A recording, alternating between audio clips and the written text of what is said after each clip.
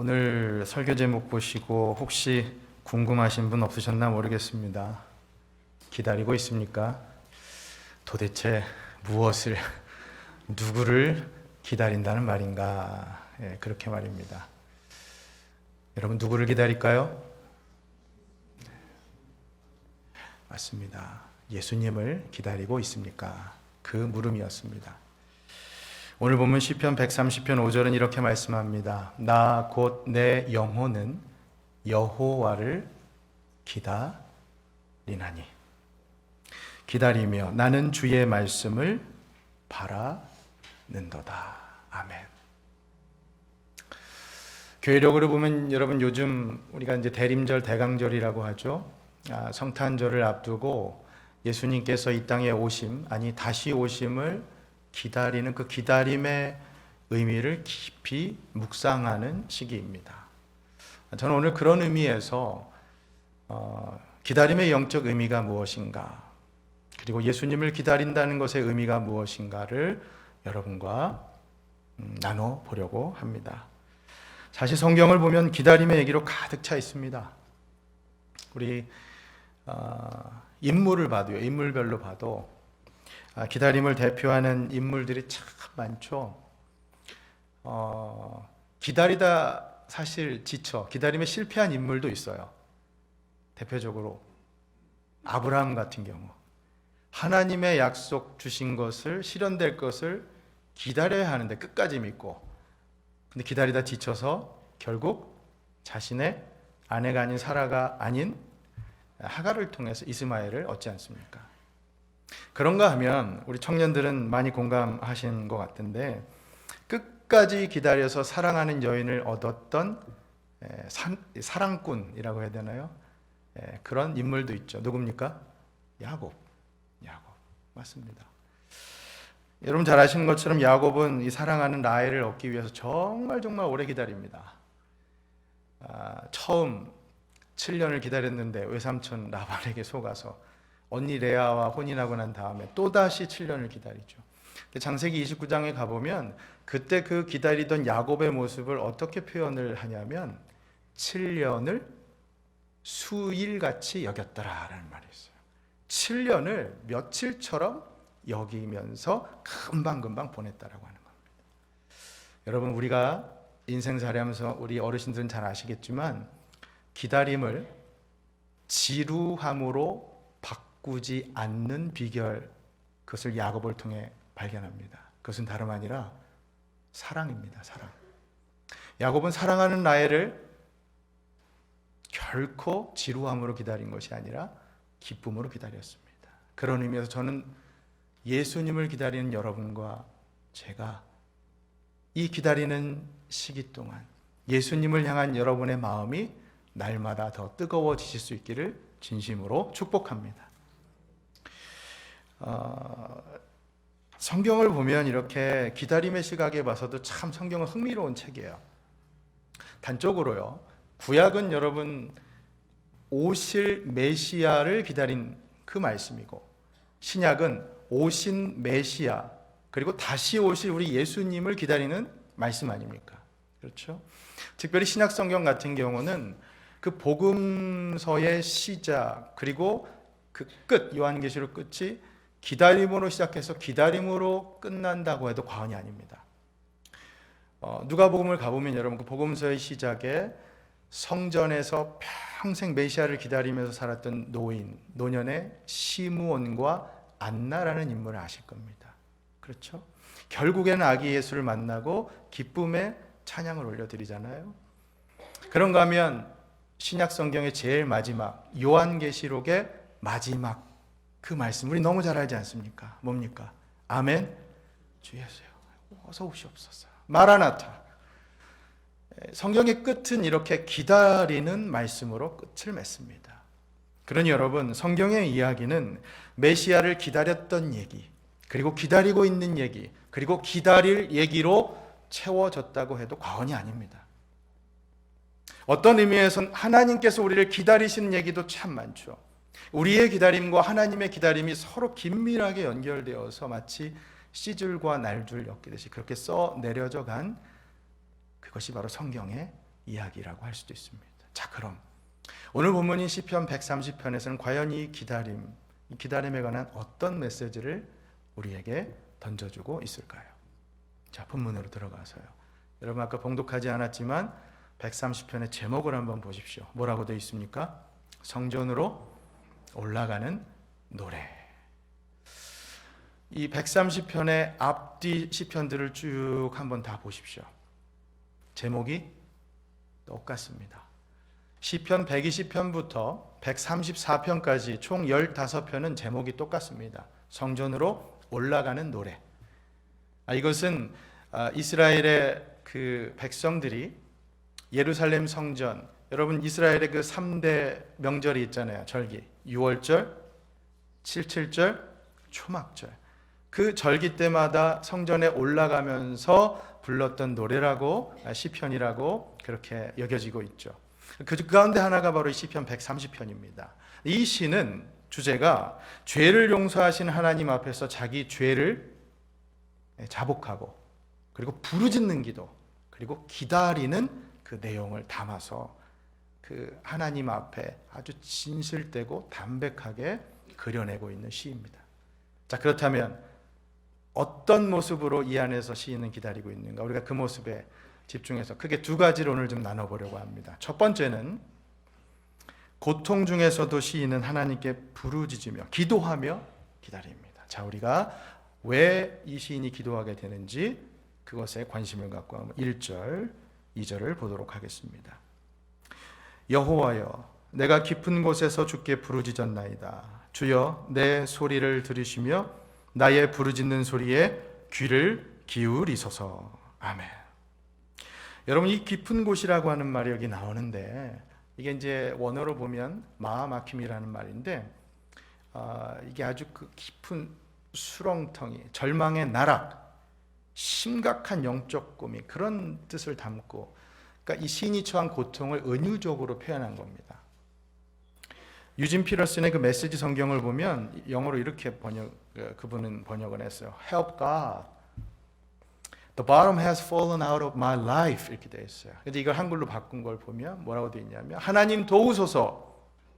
내 바닥이 지금 무너져 내리고 있습니다. 이렇게 되어 있어요. 여러분 한번 생각해 보세요. 여러분께서 지금 딛고 서 있는, 아니 앉아 있는 지금 이 자리에 바닥, 그 바닥이 무너져 내리고 있는 그 상황, 그 느낌이 어떨까요? 어떻겠습니까? 지금 바닥이 무너져 내리고 있어요. 시인이 처한 상황이 바로 그거라는 겁니다. 그 깊은 곳에서, 그 절망과 나락의 끝자리에서 시인은 지금 무엇을 하고 있습니까? 부르짖고 있습니다. 부르짖고 있어요.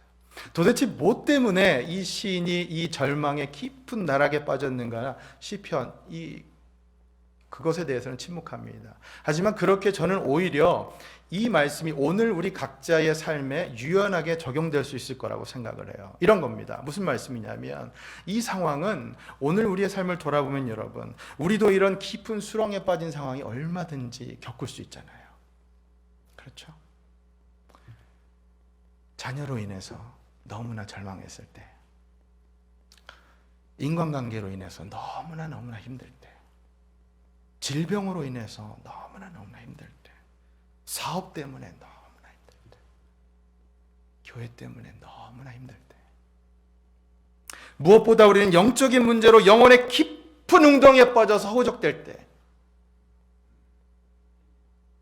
여러분 그때 우리가 무엇을 해야 합니까? 시인을 보십시오. 주님 앞에 나아가 부르짖습니다. 왜냐하면 주님께 부르짖을 때 주님께서는 우리의 부르짖음에 반드시 응답해 주시는 분이기 때문입니다. 예레미야 33장 3절, 우리가 너무나 잘 아는 말씀이죠. 자, 우리 스크린에 이 말씀 같이 한번 봉독합니다. 시작. 너는 내게 부르짖으라.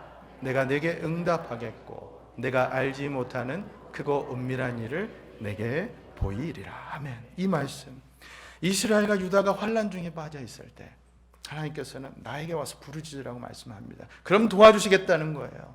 그러면 문제를 헤쳐나갈 길을 보여주시겠다는 약속의 말씀입니다. 보여주신다. 유진 피러슨 그 목사님이 쓰신 한길 가는 순례자라는 책이 있어요.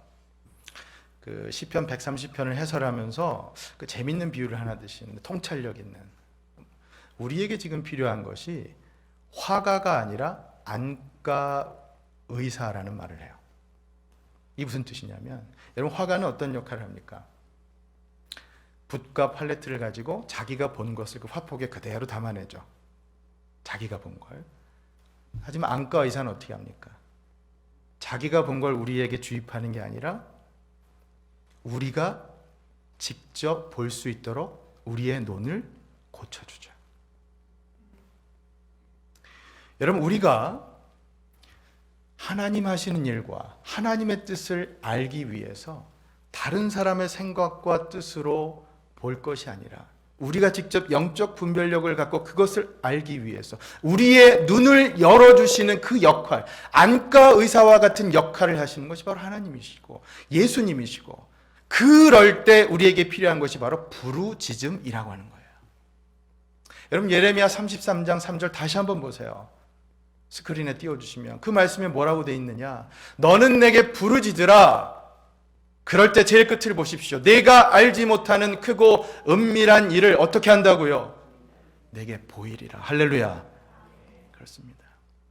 부르짖을 때 우리에게 보여주십니다.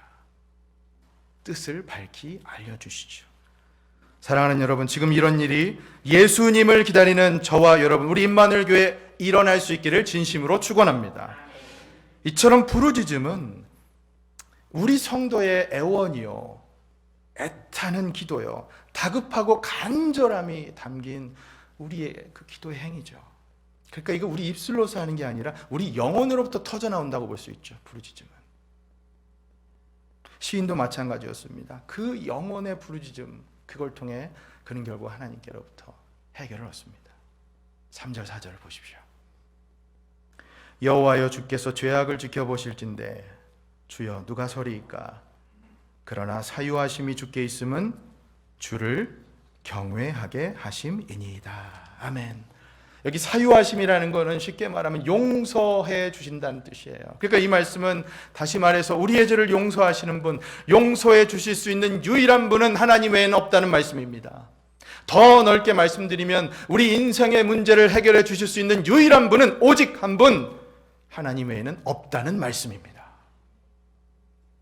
사랑하는 여러분, 그러니 절망하는 그 재난과 슬픔에 빠져 허우적대는 우리의 영혼이 너무나 깊은 수렁통에 빠져 있다고 여겨질 때 제발 부디 이 시인처럼 주님 앞에 나아가 부르짖으시고 아뢰시고 해결받으시고 회복되는 온전한 역사를 경험하실 수 있기를 예수님의 이름으로 축원합니다. 아멘. 그렇습니다. 예수님을 기다리는 자들의, 하나님을 기다리는 자의 모습이 바로 이것이죠. 자, 두 번째, 부르짖는 시인은 파수꾼이 아침을 기다리는 것처럼, 아니 그 기다림보다도 더 강하게 하나님을 기다린다고 고백합니다. 자, 5절 6절.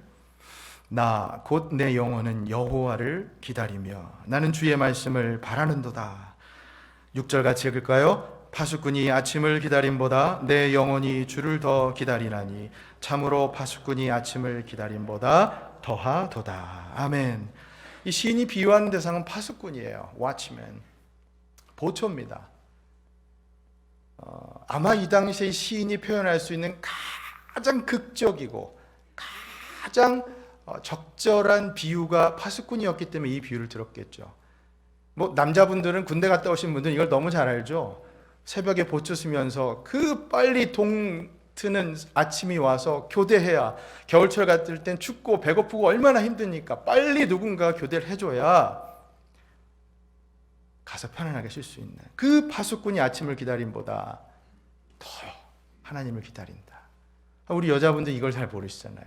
군대를 안 가시면 각자 우리의 상황에 맞게 얼마나 적절한 비유를 들 수 있는가, 우린 다 달라요. 우리 중고등부 우리 청소년들 같은 경우에 제가 어제 이제 수련회 처음 개회 예배 갔을 때 코로나 때문에 그동안 모여서 수련회를 한 게 없었잖아요. 우리 아이들은 잘 모르겠지만 제가 아내랑 얘기한 게 그 얼굴을 보면서 정말 정말 기다렸구나라는 생각을 했어요. 그렇게 같이 모여서 예배하고 교제하고 얼마나 기다려요. 우리 청년들도 곧 1월에 수련회를 준비합니다. 정말 기도하면서 간절히 기다리죠. 우리 자녀들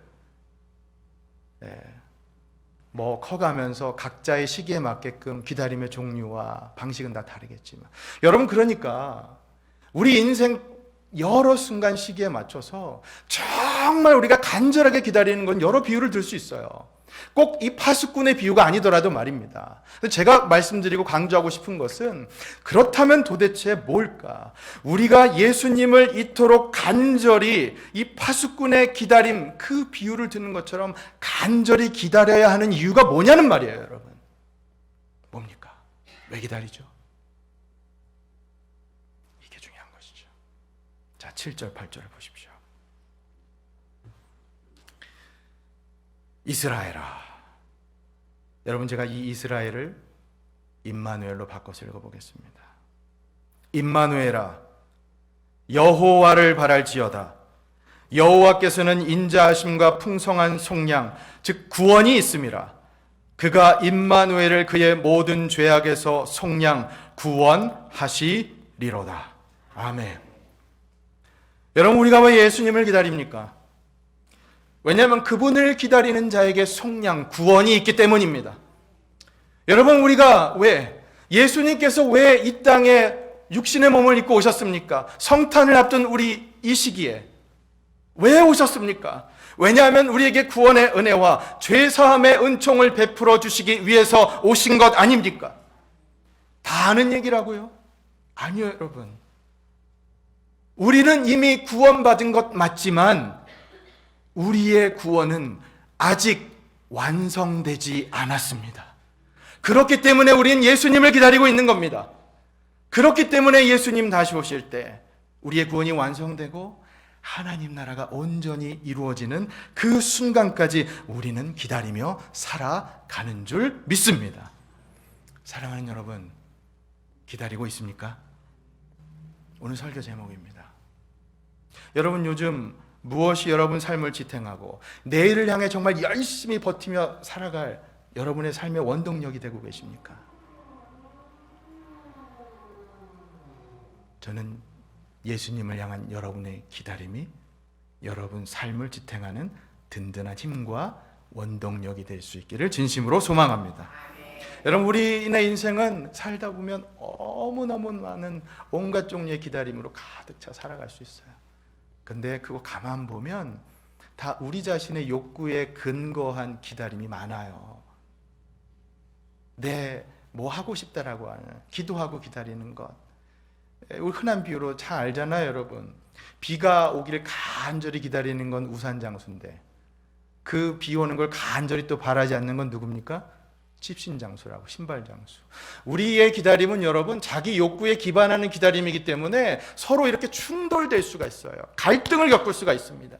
하지만 여러분, 예수 믿는 우리 모두의 공통적인 기다림은 다름 아니라 바로 예수 그리스도, 우리의 유일한 구원자, 그분을 기다리는 기다림인 줄 믿습니다. 우리 삶을 가득 채우고 있는 수많은 기다림들 가운데, 그러니 여러분, 예수님을 향한 그 기다림의 강도와 농도만큼 가장 강하고 가장 짙은 기다림은 없죠. 우리의 기다림 가운데 가장 첫 번째 기다림은 바로 예수님을 향한 기다림이어야 한다는 말씀입니다. 그러니 여러분, 다시 한번 강조합니다. 우리가 왜 예수님을 기다립니까? 왜 파수꾼이 아침을 기다리는 것보다 더 우리는 지금 예수님을 기다립니까? 제가 언젠가 설교에서 한번 나눠드린 것 같은데요, 저는 한때 예수님께서 정말 빨리 오셨으면 좋겠다고 간절히 기다리며 기도했던 적이 있어요. 이제 돌아보면 좀 잘못된 의도였어요. 어떤 거였냐면, 지난주에도 잠깐 언급했지만, 저는 이제 저희 둘째 아이가 아프니까 얘 보면 사는 게 너무너무 힘들어 보여서 혼자 걷지도 못하고 먹지도 못하고 뭐 하지도 못하니까 저는 걔 보면서 예수님 빨리 오셨으면 좋겠다고 그렇게 기다리면서 기도했어요. 예수님 오시면 편하게 다 해결돼서 그렇게 살 수 있을 거라고 생각했죠. 근데 여러분, 잘못된 생각이었어요.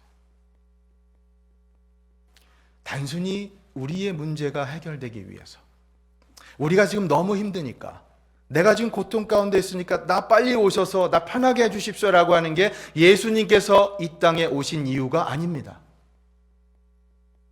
그건 예수님께서 처음 태어나셨을 당시에 정치적인 메시아를 바랬던 이스라엘 백성들과 다름없어요. 여러분, 지금 여러분들이 너무나 힘들어서, 내가 지금 너무나 해결될 문제가 많아서 예수님 빨리 오시면 좋겠다라고 생각하는 건 예수님께서 진짜 이 땅에 오셔 그 이유를, 우리가 기다려야 하는 이유를 제대로 모르는 것이죠.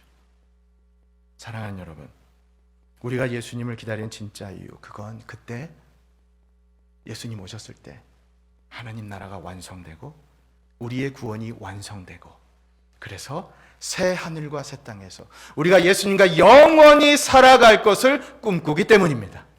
그렇습니다. 여러분 지금 기다리고 계시잖아요.